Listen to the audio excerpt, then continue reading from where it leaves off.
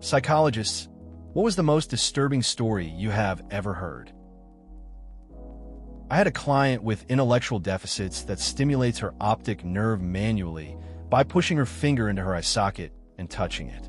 The medical doctor that helped with the situation said the action causes an endorphin rush that she was addicted to. Luckily, through some pretty dedicated behavioral therapy, she no longer does it. Pretty messed up when it was happening, though. That's a pretty wild story. It's interesting how the brain can create such connections, even in unusual ways. I'm glad to hear that therapy worked and she's moved past it. Sometimes people find comfort in the strangest habits. It makes you think about the things we do and why we do them. I'm in grad school now for psychology and counseling. One of my professors told the story of a former client who was severely depressed but had no suicidal ideation. His brother and father both committed suicide, and he refused to do that to his family. However, he constantly imagined killing his wife. They had a happy marriage, never fought, etc. She was so compassionate and comforting, knowing his mental state. But he couldn't stop thinking about killing her.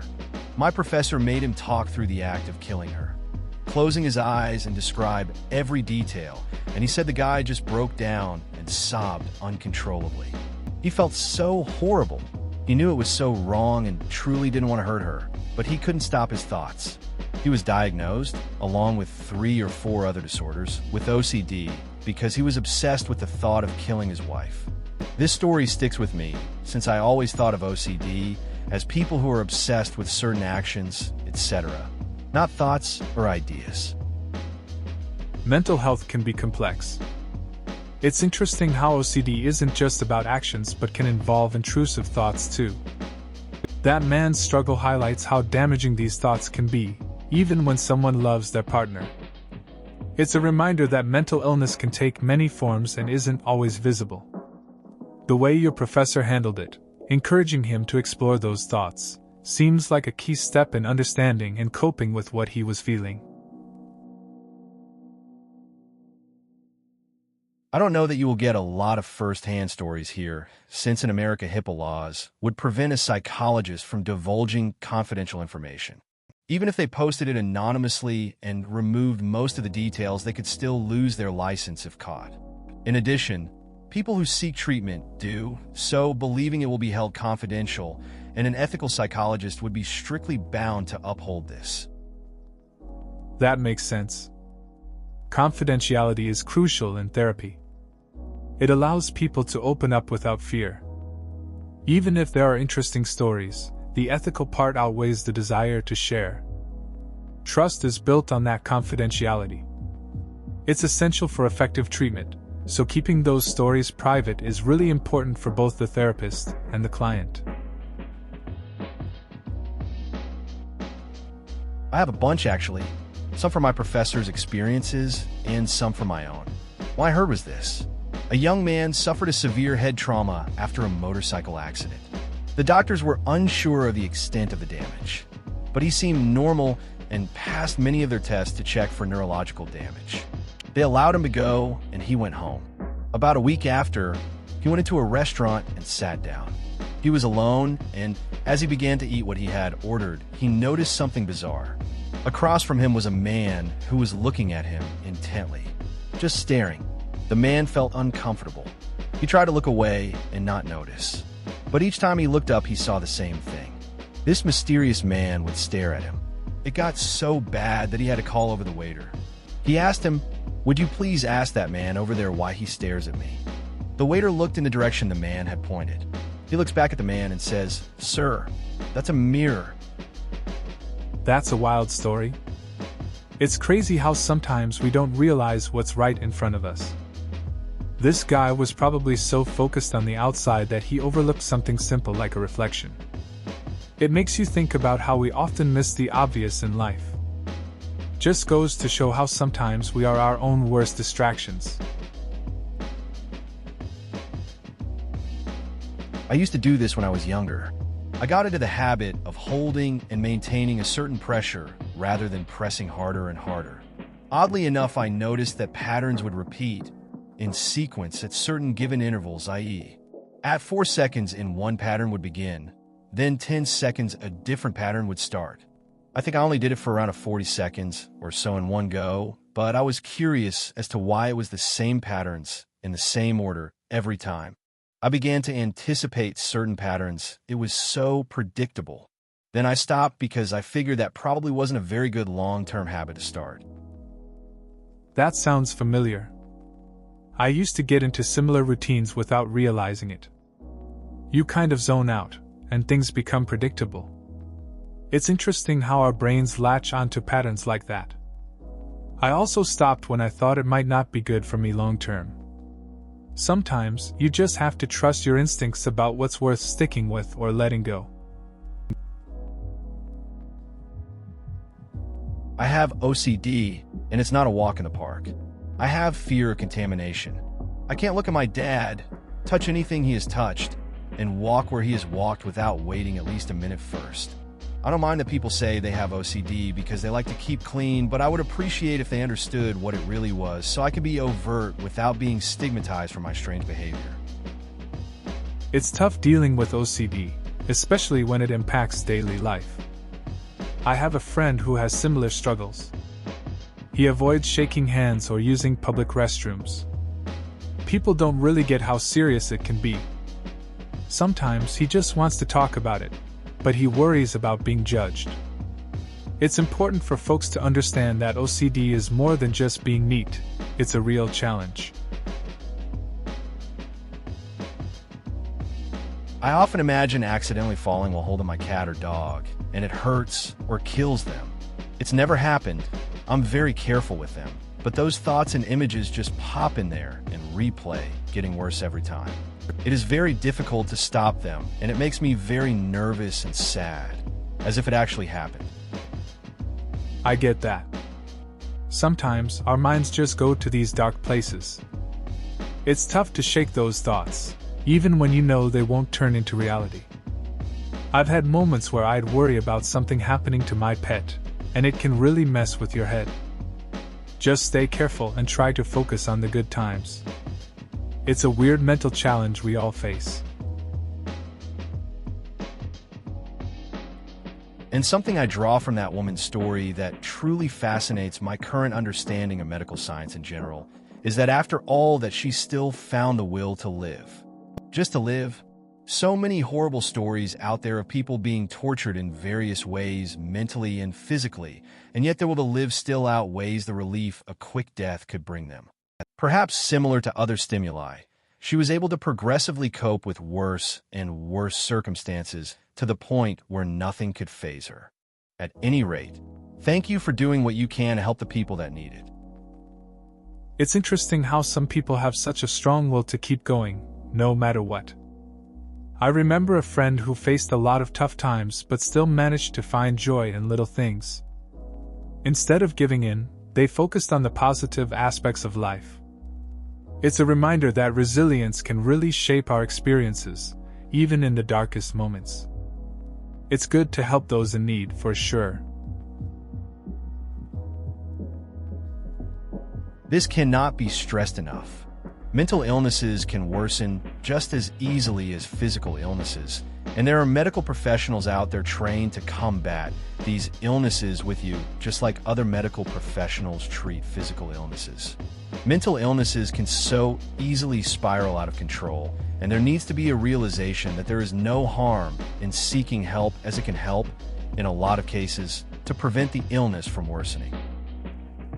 I've had friends who struggled with mental health stuff. They thought they could handle it alone, but it kept getting worse. When one finally went to see a therapist, it made a huge difference. It showed me that reaching out isn't a sign of weakness. It's just like going to a doctor for a physical issue. Sometimes, talking to someone trained helps a lot more than trying to deal with everything alone. I read an article a while back on the beginnings of research into callous unemotional traits in children, which are linked to sociopathy and psychopathy. The story featured a family whose son started displaying the traits at the birth of their second child. The kid is now like 10 or so and hates his little brother. But he manipulates adults into believing he's okay, including his therapist. I just know that kid is going to kill his brother someday.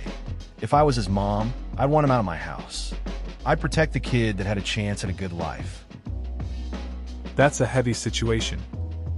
It's unsettling to think about a kid having those traits so young. The family dynamic must be really strained with one child feeling that way towards the other. It makes you wonder how parents navigate that and what choices they have. Keeping both kids safe would be tough. I can see why someone would feel they need to protect the one who shows more potential. It's just troubling all around. I'm a security guard. I recently watched a guy in the trauma ward of an ER because he tried to OD on pills and alcohol. Found out that this was his second attempt to kill himself, almost 1 year to the date. He said he was under a lot of pressure and couldn't handle it.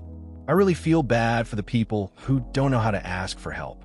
He was admitted to HHS the morning following his suicide attempt. That's a tough situation to witness. It really highlights how important it is for people to talk about their struggles. Sometimes, they get overwhelmed and don't see a way out.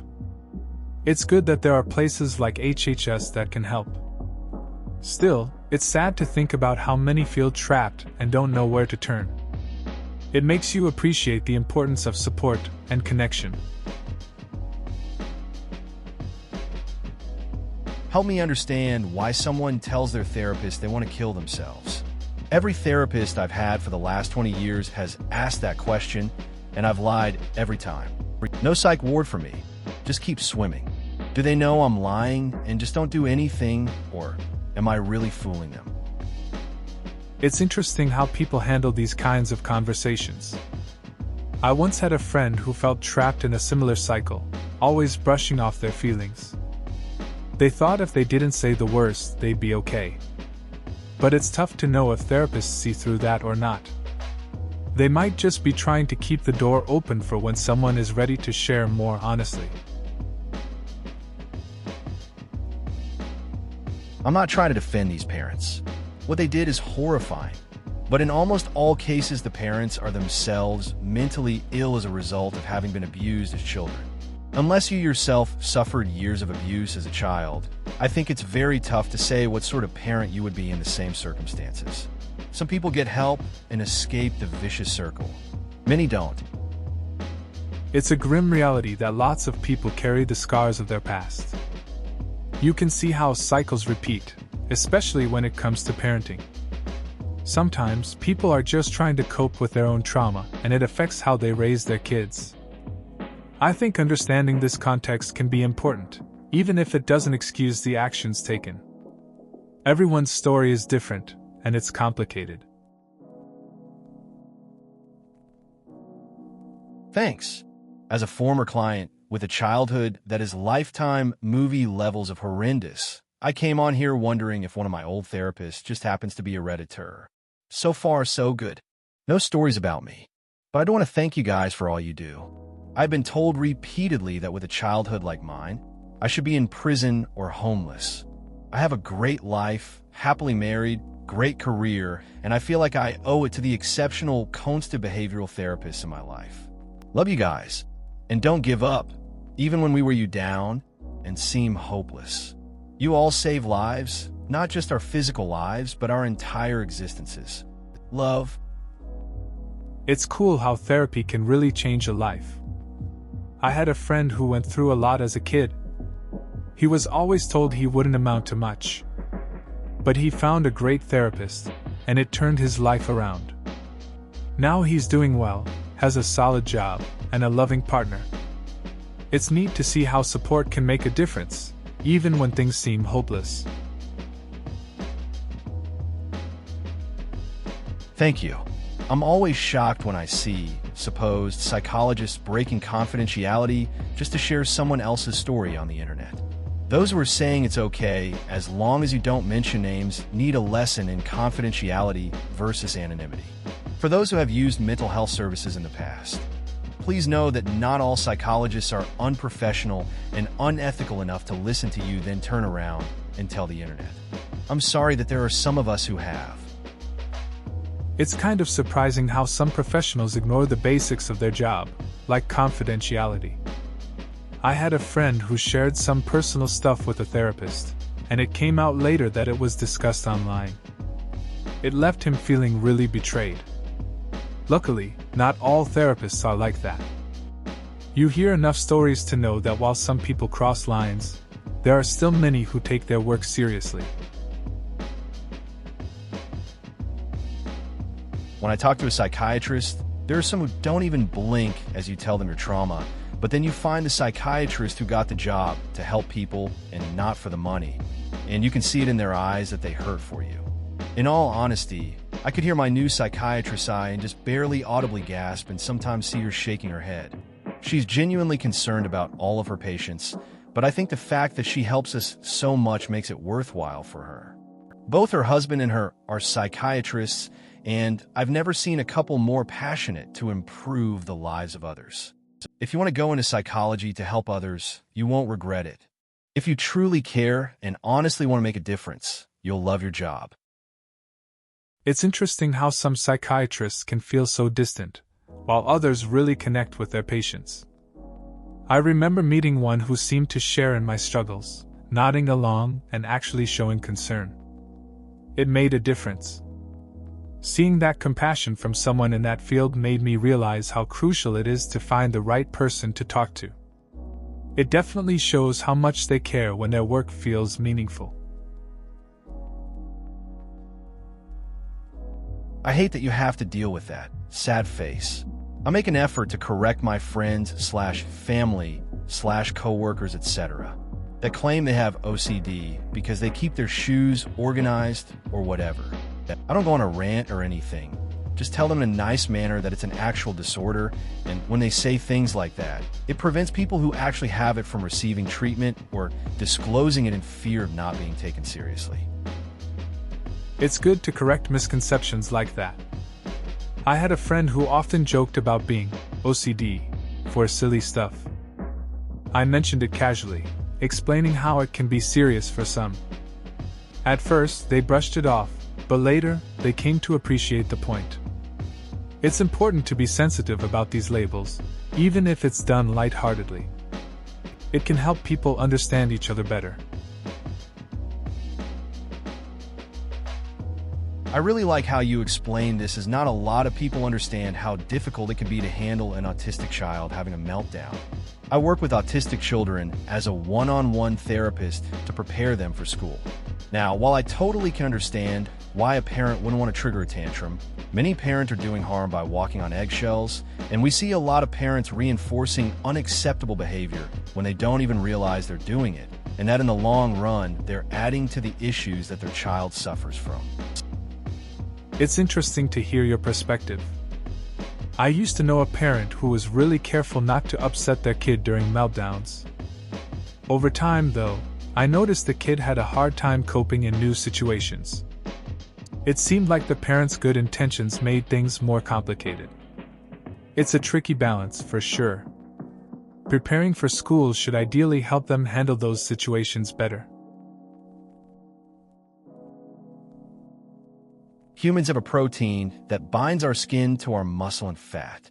That's why it doesn't shift around and is tight to our frame. Cats don't have that protein, and their skin is loose like a suit. Go, feel your cat. Its skin is just loose around its muscles and whatnot. In the wild, it's like that, so that if damaged, it's not the end of the world. Ever seen a rabbit skinned? You just pull it off like a sweater. Cats are like that. Of course, if you don't get it back on in time, or if there's other trauma, etc., etc. It's not something to ever try, and the cat living is a miracle. That's an interesting take on cat anatomy. I never really thought about how their loose skin acts as a defense mechanism. It makes sense, especially considering how cats tend to get into tricky situations. I guess it helps them survive in the wild. Just goes to show how unique their adaptations are compared to humans. Makes you appreciate the little things about our pets. One of my clients at work has a service dog who assists with the owner's PTSD. The dog is trained to sense the owner's stress and bark or otherwise provide a distraction so he can politely remove himself from conflict. The dog is a Labrador and was actually a rescue dog who had gone through terrible trauma himself. They are so wonderful for one another, and I do everything I can to help them when they come into the clinic. It's interesting how a rescued dog can end up helping someone who has faced trauma too. The bond they share is something special. The dog seems to know when the owner needs support, which is pretty remarkable. It's good to hear that your clinic is a place where they feel comfortable. We can learn a lot from these connections, especially about empathy and understanding. I've been training service dogs in the puppy stage for 7 years now. The organization I volunteer for does everything except seeing eye dogs. Pretty much every breed is capable of this, but the most common service breeds are Labradors, Poodles, Golden Retrievers, and Labradoodles. Large dogs do better because often tasks require a lot of strength.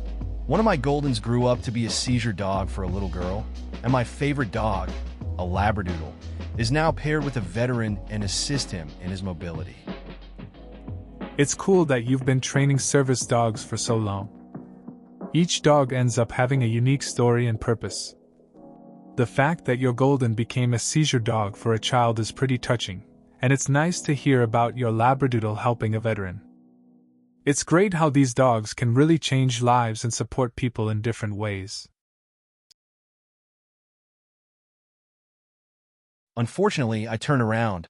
I didn't even think about it, and did it almost instinctively. For a while after that, I always critiqued myself for turning around, as it seemed unprofessional. I believe if I stayed put and continued talking to her, that it would have helped solidify the fact that what she was seeing was not real. I get that.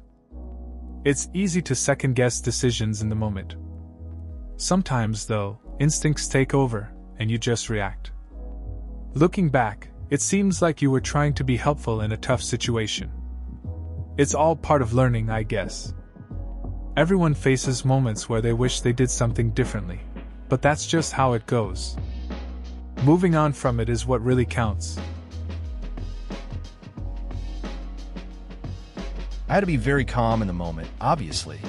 I educated her on the visual and auditory hallucinations she was experiencing and explained to her that they were in fact not real, but just delusions. It's very tough to convince someone that what they're seeing with their own eyes and hearing with their ears did not exist, especially someone who didn't believe it was psychological and believed it was more the devil plaguing her. That sounds like a pretty intense situation. It's hard when someone is convinced of their reality, especially when it involves something like hallucinations. Trying to help them see a different perspective requires a lot of patience. It's a delicate balance between showing understanding and providing the right information. Must have been a challenging moment for both of you. If it makes you feel better, consider the fact that these sorts of things are still capable of horrifying the average person. As a species, the idea of random empathy and kindness is much less notable than brutal cruelty. The latter is thankfully rare, and society's willing enough to do what it can to help. That's how I get myself to sleep, anyway. It's interesting how kindness often seems overshadowed by cruelty. I remember a time when a friend tried to cheer up a stranger who seemed low. It felt good, but honestly, we don't hear about those moments as often. It makes you think about human nature and how small acts can really matter, even if they're rare. Sometimes it's just about finding some comfort in those little acts. People working in mental health services actually frequently visit therapists themselves. It would be impossible to cope alone for most people. The few I know take solace in the fact that they are helping, and that things like this will happen with or without them. So they need to do what they can. It's interesting how people in mental health often seek help too. I know a couple of counselors who talk about how important it is to have their own support systems. It's kind of a reminder that everyone needs help sometimes, no matter how strong they seem. They focus on making a difference, but they also know it can be tough. Balancing that can be a challenge.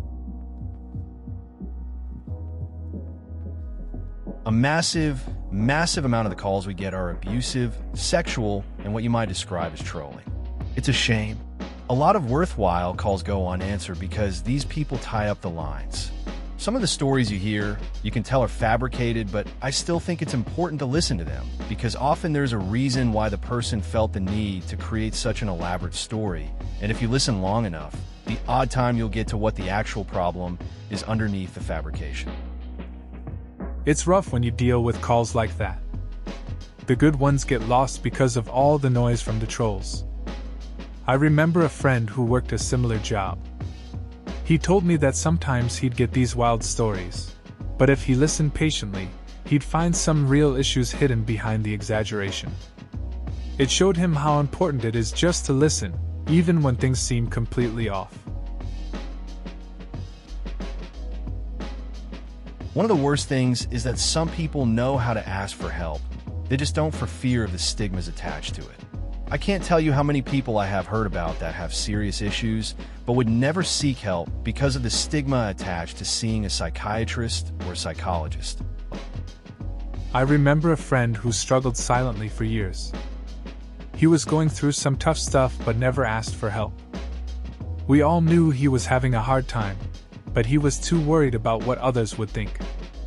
It wasn't until a small group of us started sharing our own struggles that he finally opened up.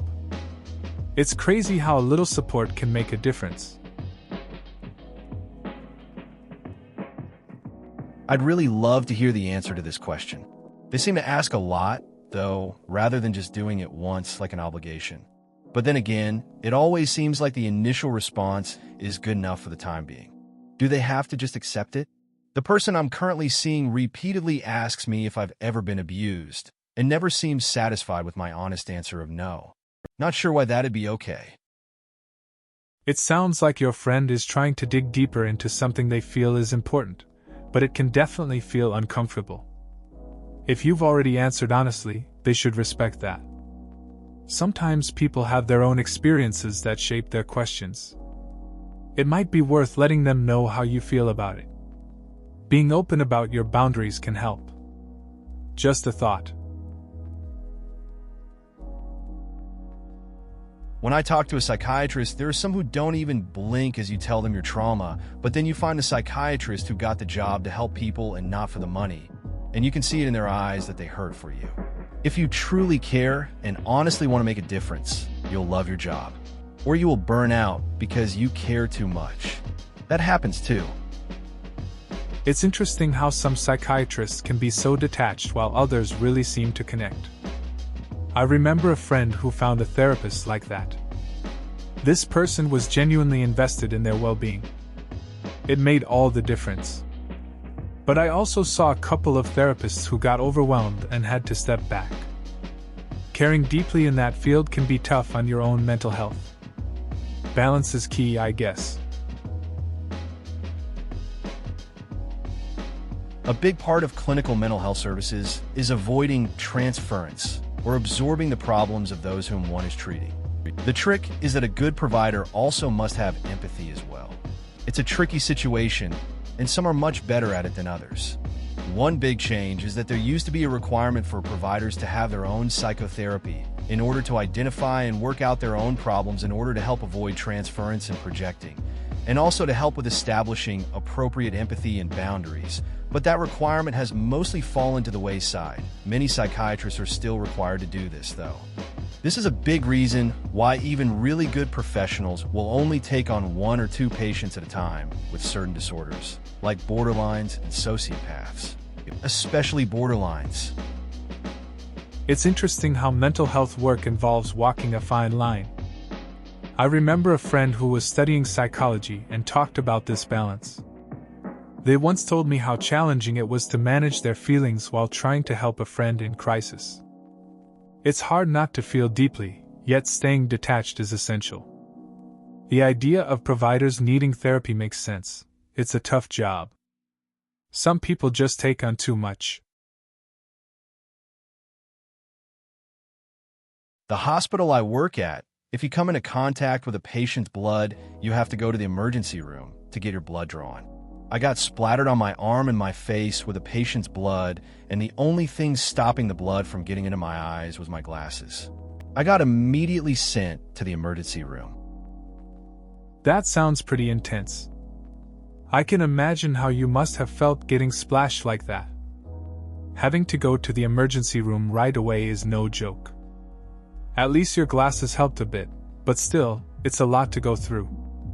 Glad you handled it okay. It's definitely one of those experiences that sticks with you. Yeah, the worry that you might lose control of yourself and do the most horrible thing you can imagine. It's funny because it won't happen, but the irrationality of it doesn't even register because it's playing off of your fears. Forever caught in a what if? Yeah, but what if? Cycle that is just all-consuming. OCD, I imagine, will be quite a hellish existence. I've had moments where my mind just spirals into those what-if scenarios. It can be overwhelming, like your thoughts are just racing with no way to stop them. You try to rationalize it, but it doesn't always work. I get why some people might struggle with OCD, constantly battling those intrusive thoughts. It's a silent fight that can really wear you down over time. This always comes back to me when people toss around OCD as a lighthearted thing. It's by /u/poem _sprog. I have to sort my books. She cried, with self-indulgent glee, with senseless narcissistic pride. I'm just so OCD. How random, guys. I smiled and said, then left without a peep, and washed my hands until they bled, and cried myself to sleep. It's tough when people don't take things seriously. I had a friend who joked about being OCD because they like things in order. But for folks dealing with real OCD, it's a whole different story. They struggle with anxiety and rituals that can really hurt. I remember being frustrated when they didn't see that. It's just not a joke to toss around lightly. Everyone's experience is different.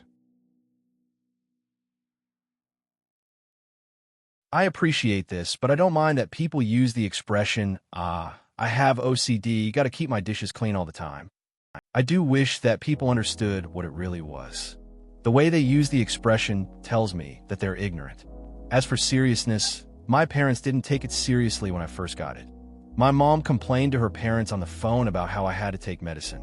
She didn't understand it and perceived it as a sign of insanity. I've learned to refer to it as a neural disorder instead of a mental disorder.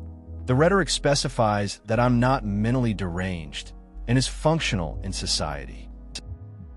It's common for people to misuse terms like OCD without knowing their impact. I get how frustrating it can be when others don't take it seriously. It's tough when family doesn't understand what you're going through. Reframing it as a neural disorder sounds like a smart way to explain it. It helps to clarify that it's a real challenge, not just a quirk. It's good that you're finding ways to navigate those conversations. It's crazy how parents can get in the way of therapy when they think they are protecting their kids. I used to nanny for a severely autistic kid who refused to eat anything but chicken nuggets, and his mom, in the interest of preventing tantrums, let him. Finally, I told her I was worried about how skinny and pale he was. She got pissed off at me, but when she took him to the doctor, sure enough, he was underweight and malnourished. It was a really rough transition, but after a few months, he was eating a much healthier diet. It's interesting how some parents think they're doing the right thing by avoiding conflict. I saw a similar situation with a family I knew. The kid was always eating junk because his mom didn't want him to freak out. Eventually, someone had to step in. It's tough to change routines, but sometimes it's necessary for their health. It was good to see that kid finally getting better with his food choices. Please consider subscribing if you enjoyed. Love.